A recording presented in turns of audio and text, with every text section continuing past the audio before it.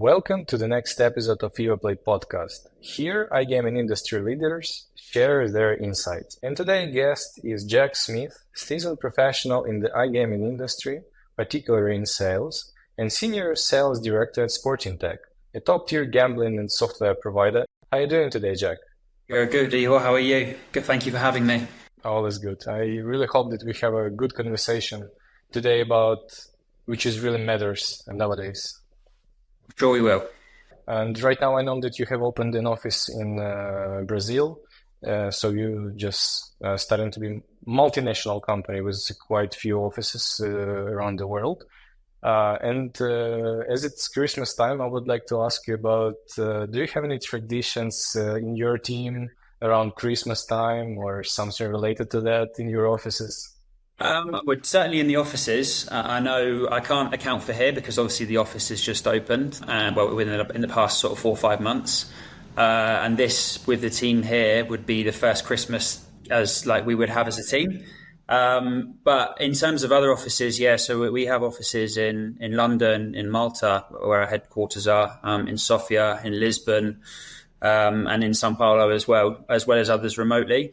So we've always kind of had these office traditions, and we've kind of extended those across different offices as well. So I remember my first year when I was in the London office, we extended some Bulgarian traditions to the London office. And I think that's really important because it kind of brings you together as a company. We also try to do things that, whilst obviously people work from different locations, we try and align Christmas parties to all be on the same evening. And that kind of, whilst I know that you're not in the same country, it does bring that whole togetherness as a business where you know that as an entire business, you're celebrating for the evening, the successes of the year, and what to look forward to next year. I'd say that that's kind of something that we've always steered towards, and I would imagine would be exactly the same again this year. Awesome. So you're just mixing online and offline, and who is working from office, they go in there offline, and someone just turn it online to them. Yeah, exactly. Yeah, I think equally when you all know that you're out celebrating together, it kind of you like I was saying, by diving into some of like the cultural differences for holidays, where like Christmas, this for example. It kind of allows that like stronger bond between you as a business, because there's some people I probably would say I haven't met maybe 60% of the business, because there's some of the offices I haven't had the chance to get to yet. But I have that online relationship with them where I will talk, if not every day, every other day. And it's good then you can put a familiar face to a name. And equally, we've started to try to extend like ICE, for example. Earlier in the year, we had some of our Bulgaria office come, recognize their hard work, and they got to see it from a different perspective, like all the hard work they do behind the scenes, how that is then presented to the world and to the industry. And they got to spend 3 days at ICE and see how mentally and physically challenged that is for us in sales. So it's good. We build great relationships there, and those are people now that you kind of can count on as friends and you can talk to really. It's really interesting how some people they had an expectation about events as something just like a party, you know. You're just going for 3-4 days, you're just raving there, you're just drinking, talking with people and so on. But they forget one really huge small things. It's work. It is. And work have to be done. It is. It's exactly that. Like return of investment is so key at these events. So I've had friends in the past say to me, "Where are you now?" Like when they see things on Instagram or whatever it is, and yeah, it's just like it is work. But there's sometimes people, I think they don't realize that how hard we work. That those moments that we like to share to others, where we're sat maybe by a beach in a nice restaurant, or we're at the top of a skyscraper in New York or wherever it may be, that they only see those small glimpses and don't realize all the hard work and effort that goes in behind the scenes.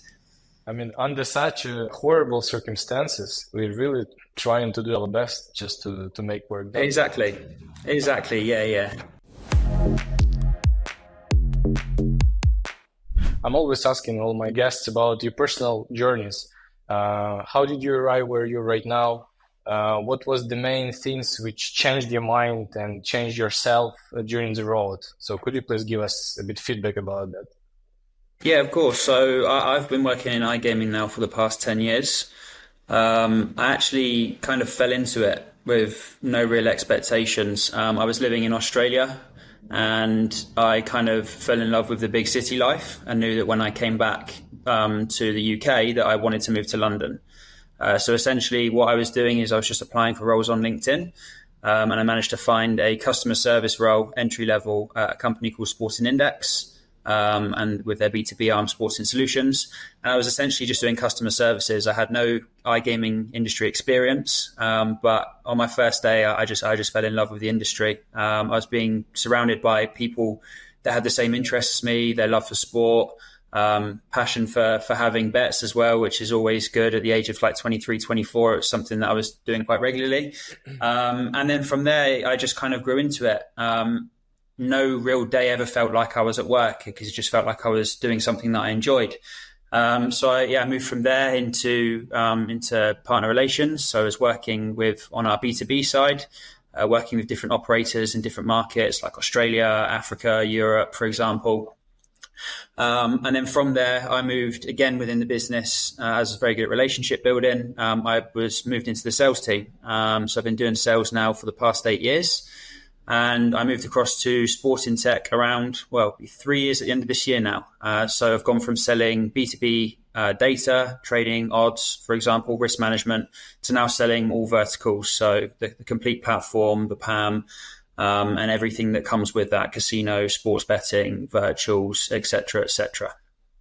Awesome. So you've been, let's say, in sales for a while, for a really, really while. Yeah, for a long time now. Yeah, so kind of that's where I feel most comfortable. I enjoy kind of being in front of people, building relationships. And as I said, it's an industry that I never really feel like it's a day at work. It's always a hobby for me. And it's always nice to learn from people and hear new things and kind of grow within the business as well. I totally agree with you. You know, it was the same for me when I just entered the industry because I have never felt good about gambling, to be honest. But the right people just show me the right way in the industry, and you know, everything changed. Like it was exactly another opinion of mine. Yeah, exactly. And I mean, it's something that we see often. This industry comes under huge scrutiny, but I think it's like many other things that are legal, whether that be alcohol or cigarettes or whatever it is. If you're doing it in a fair way and you're ensuring that it's in a responsible way, it really is. It's a fantastic industry to be in.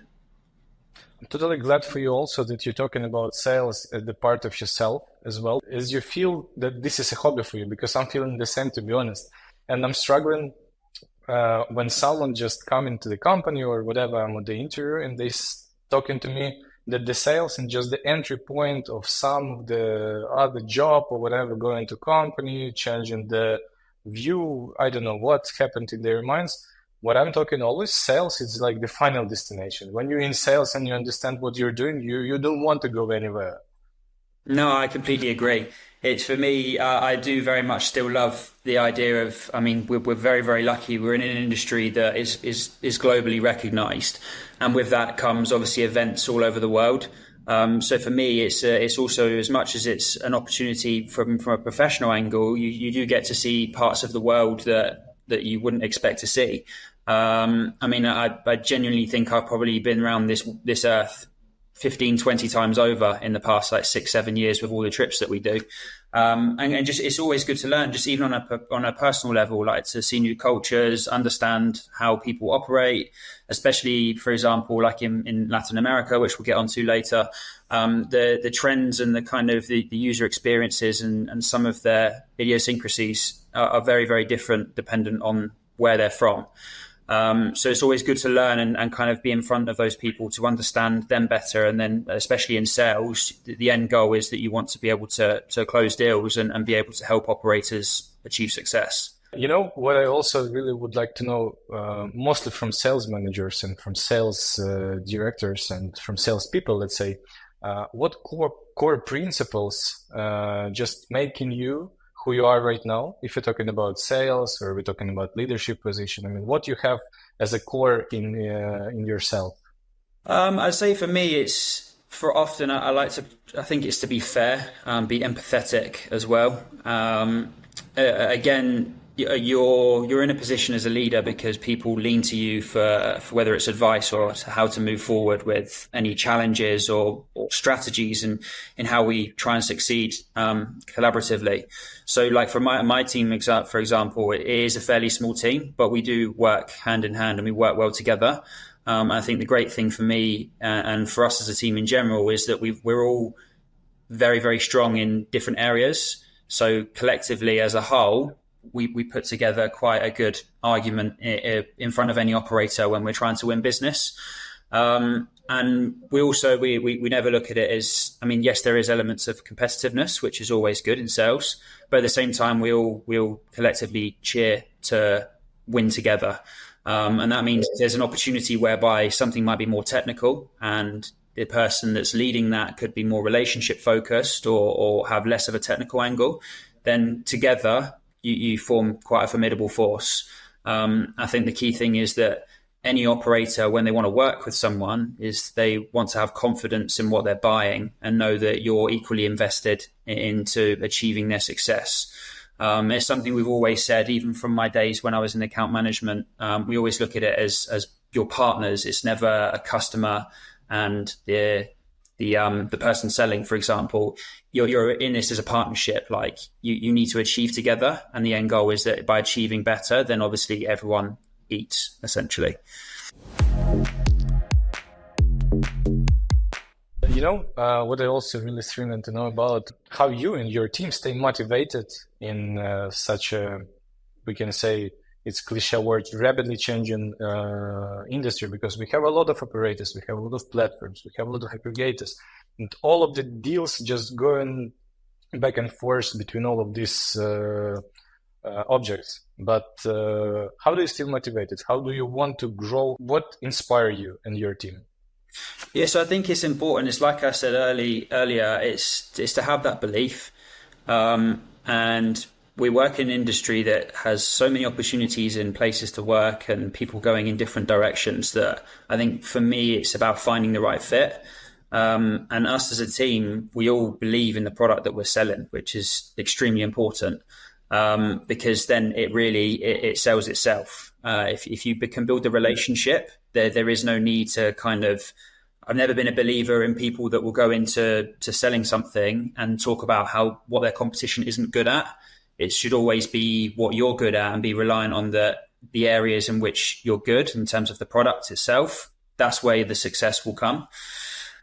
But in terms of I would say in terms of supporting growth and development, I think it's something that happened to myself, but I always try to push them outside of their comfort zone, because I believe that that's kind of, as human, it just allows you to understand like what is your limit.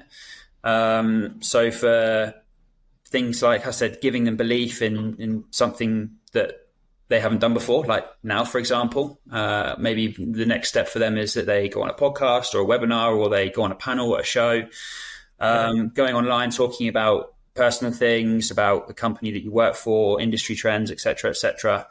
Like I said, it's a position I found myself in previously within the last few years, to be more kind of open to the industry and talk about my opinions, etc.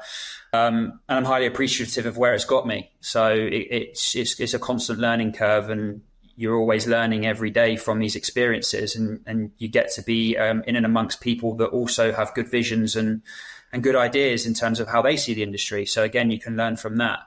But going back to what I was saying, I think it's important to try and push them out of their comfort zone, give them the autonomy to be able to ask questions as well, make suggestions for improvements. I mean, there's always different ways in which people look at things, and if I believe that it can help us improve as a team and as a business, then I'll always give them the ability to come and talk, and that responsibility to be able to share their thoughts and how we can achieve more. All people are different, but we have to find common ground for all of them here in the companies which we're working for. Exactly. And that's why, like I said, why I think it's so important that collectively, if you're all buying into what you're selling and you have belief in the product and the team itself, then the rest comes hand in hand. Also, Jack, as we touched a bit of your office in Brazil, and you spend a lot of time there for now, Maybe you can give us some information about this market, and what are your expectations about Brazil going to be regulated? Because I have friends and partners who thinking that it's going to be crush, but I'm a strong believer that it's going to be really, really high race for this and high growth for this market. What are your Yeah, expectations from that? I mean, I think exactly the same as you, to be honest. I think there's so much time and effort that's gone into it. I don't think we've really seen the industry rally around one country like this, probably since when the US regulated. What was that, kind of like 6 years ago now? Fair enough.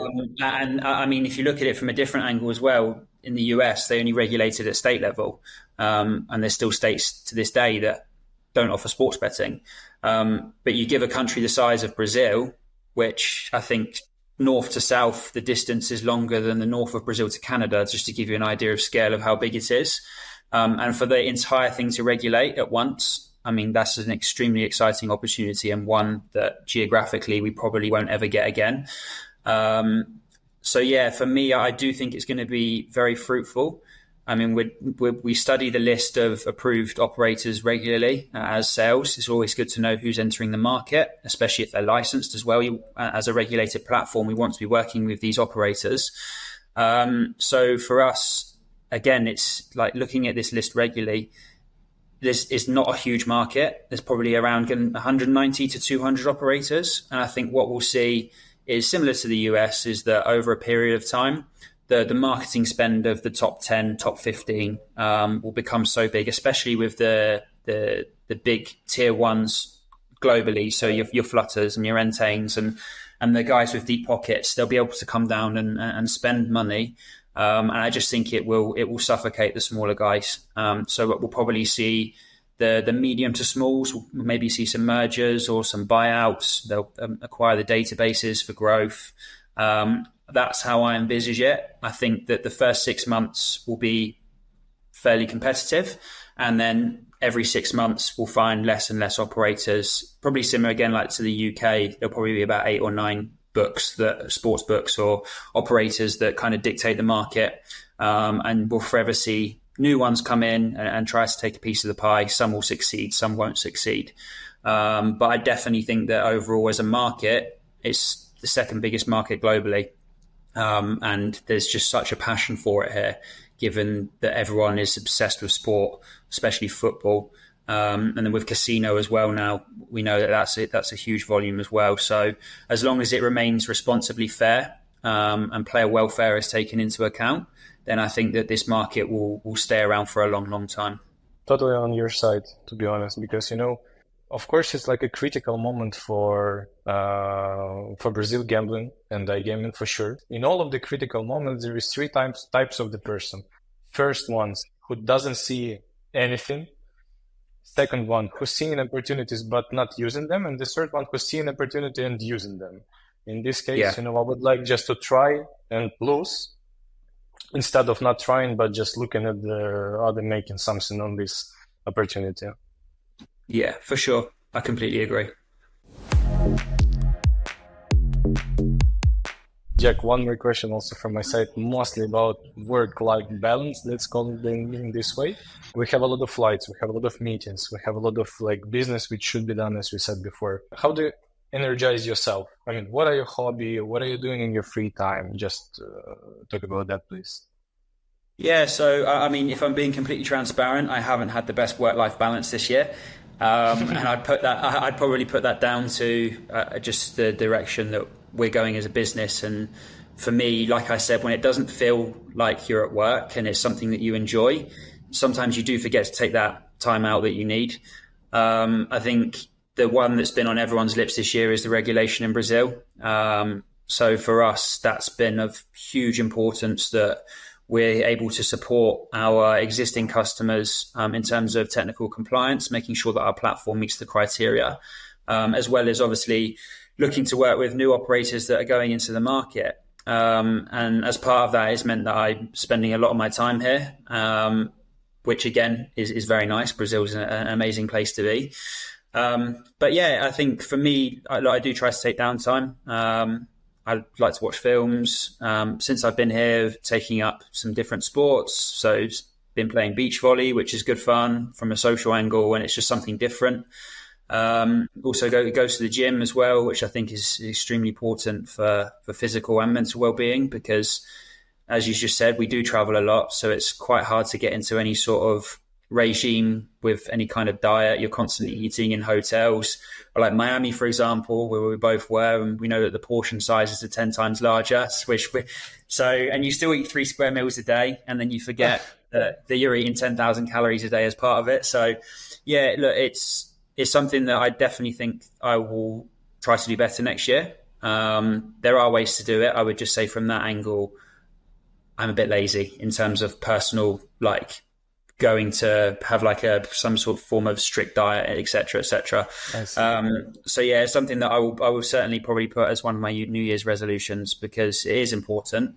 But yeah, like I say, when you kind of feel as though every day is enjoyable, sometimes it's easy to forget that you're not taking the time that you need to reset. Yeah, but we still have to find this time for ourselves as just to be grateful, to say thank you for everything that you accomplished at the work and in your family time. Even family time is not like a hobby, because for me, to be honest, I just found myself in being alone for at least 1 hour during the day, like completely alone. Like it's like silence, reading book, meditation, whatever, but just be alone. Yeah, I get that. It's something myself as well. Like there'll be Saturdays where I'll quite happily sit in silence all day, and I'll watch football from midday until 8 p.m. and then watch some form of boxing or UFC till midnight, 1 a.m. And I'll probably say about 10 words in that 12 hours. So, but that's just my way of decompressing and awesome. Watching something that I love. Totally feel you. Some of the really smart women said me that the greatest salesperson, mostly introverts, but on the public, they extroverts because they should be. Yeah. I mean, that is true. I mean, yeah, it's something. It's a completely different way to look at it. I guess in some ways I would consider myself like that, as I've just said, sitting for 12 hours in silence on a Saturday. Yeah. But yeah, it is true. I do feel like when you are at those shows, you do feel the need to elevate it. And again, that probably goes back to what we were saying by how they can be so tiring, because people get the personal version of you, or the version of you that shows up day to day in the office, whereas the show version of you is an elevated version that's very, very confident and happy and positive, which again, obviously is extremely important if you are selling, because you need people to buy into you as a person as much as the product. But yeah, it is tiring to do.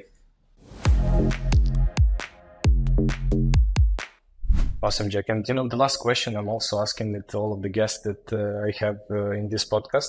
Can you give me some of the quote or philosophy based on your experience about life, about work, about travel, what you feel more comfortable for you right now?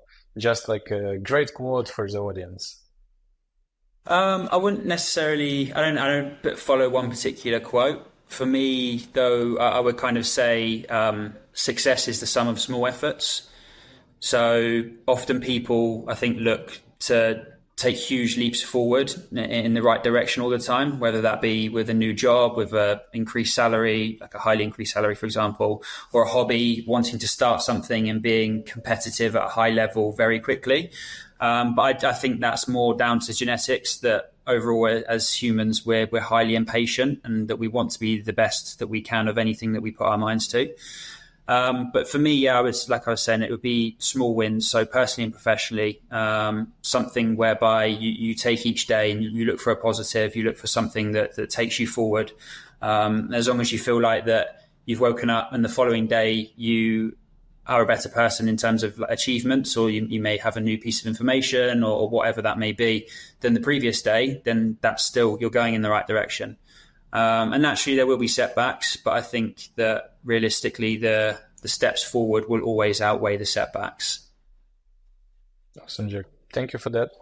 To be honest, before that podcast, I didn't think that we have so many in common, to be honest, I mean, about mindset. But right now, I see that. That's good. And that's nice. It's always nice to hear that I'm aligned with someone and that I'm not just shooting crazy ideas. That's how I'm feeling sometimes. Yeah, 100%. Thank you for that, Jack, and thank you for being our guest in this podcast. And thank you for your thoughts, for your ideas, for your experience, and have a good one. Yeah, likewise. And again, thank you for giving me the opportunity. And look forward to seeing you at the next event.